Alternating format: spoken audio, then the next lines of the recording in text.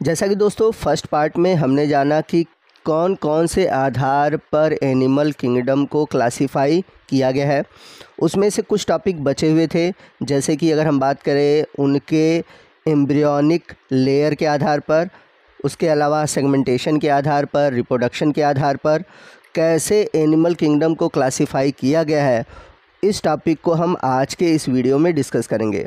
तो बहुत important topic है और अगर आप ये टॉपिक समझ लेते हैं तो आगे आपको एनिमल किंगडम से जुड़े हुए जो भी टॉपिक है वो अच्छे से समझ में आएंगे। नेक्स्ट हम बात करते हैं डिप्लोब्लास्टिक एंड ट्रिप्लोब्लास्टिक ऑर्गेनाइजेशन की, यानी कि एनिमल को हम उनके जर्म लेयर यानी कि उनकी बॉडी कितनी लेयर की बनी हुई है उस आधार पर क्लासिफाई करेंगे। The multicellular animals develop all the organs and organ system of the body from 3 embryonic germ layer, namely ectoderm, endoderm and mesoderm। तो जितने भी मल्टी सेलुलर एनिमल होते हैं उनके ऑर्गन और organ system 3 embryonic germ layer से बने हैं, और वो 3 एम्ब्रियोनिक जर्म लेयर कौन कौन से हैं? इक्टोडर्म, इंडोडर्म और मीसोडर्म। जो सबसे बाहर की ओर होता है वो होता है इक्टोडर्म, जो सबसे अंदर की ओर होता है वो होता है इंडोडर्म, और जो बीच में लेयर होती है उसे हम बोलते हैं मीसोडर्म। आप फिगर में देख सकते हैं। तो बात करें हम डिप्लोब्लास्टिक एनिमल की, animal in which the cell are arrange in 2 embryonic layer and external ectoderm and internal endoderm are called diploblastic animal.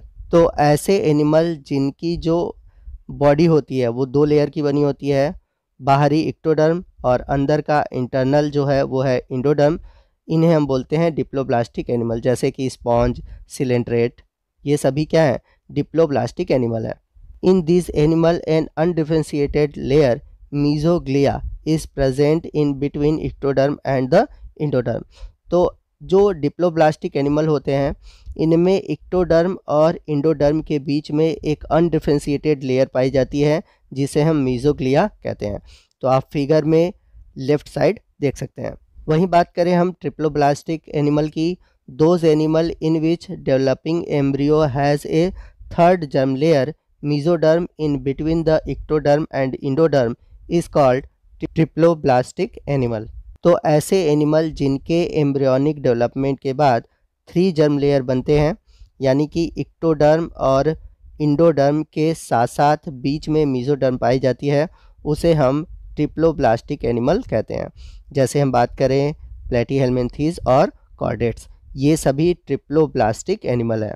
तो आप फिगर में देख सकते हैं राइट साइड यानी कि बी में आपको इक्टोडर्म, मीजोडर्म और इंडोडर्म तीनों लेयर देखने को मिलता है। तो इसमें जो मीजोडर्म लेयर है ये वेल डेवलप है, लेकिन अगर हम बात करें डिप्लोब्लास्टिक में तो आप देख सकते हैं, मैंने बताया था अनडिफरेंशिएटेड सेल पाई जाती है जिसे हम बोलते हैं मीजोग्लिया। आइए नेक्स्ट हम बात करते हैं द बॉडी कैविटी, जिसे हम कहते हैं सीलोम। तो बॉडी कैविटी यानी कि सीलोम के आधार पर कैसे एनिमल को क्लासिफाई किया गया है इसके बारे में जानते हैं। बड़ा ही इंपॉर्टेंट है, मोस्ट इंपॉर्टेंट है, आपके एग्जाम में इससे क्वेश्चन बनते हैं।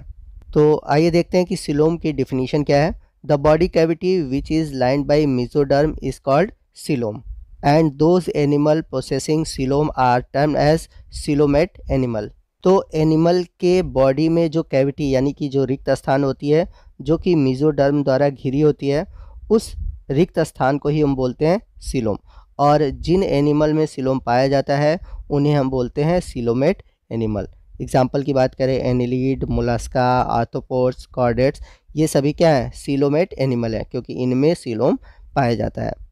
तो जैसा कि आप फिगर में राइट साइड देख सकते हैं कि आपको सीलोम वाले स्थान पर आपको कैविटी देखने को मिलती है, यानी कि बॉडी कैविटी देखने को मिलती है। तो जिनमें यानी कि जिन एनिमल में ट्रू बॉडी कैविटी होती है उन्हें हम बोलते हैं सीलोमेट। जैसा कि एग्जांपल मैंने आपको बताया है एनिलीड्स, आर्थ्रोपोड और chordates. In some animals the body cavity is not lines by mesoderm, instead the mesoderm is present as scattered pouch in between the ectoderm and endoderm. Such a body cavity is called pseudocoelom and the animal possessing them are called pseudocoelomate, for example Scalmanthus।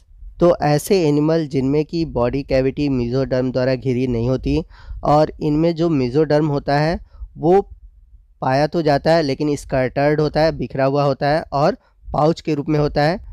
तो इस प्रकार के coelom को हम बोलते हैं pseudocoelom, और जिन animal में सीडोसिलोम पाया जाता है उन्हें हम बोलते हैं सीडोसिलोमेट। आप फिगर में बीच में देख सकते हैं, आपको सीडोसिलोम देखने को मिलेगा और सीडोसिलोमेट आपको फाइलम एस्केलमेंथीज में देखने को मिलता है। तो इम्पॉर्टेंट है, याद रखिएगा। The animal in which body cavity is absent are called acoelomate.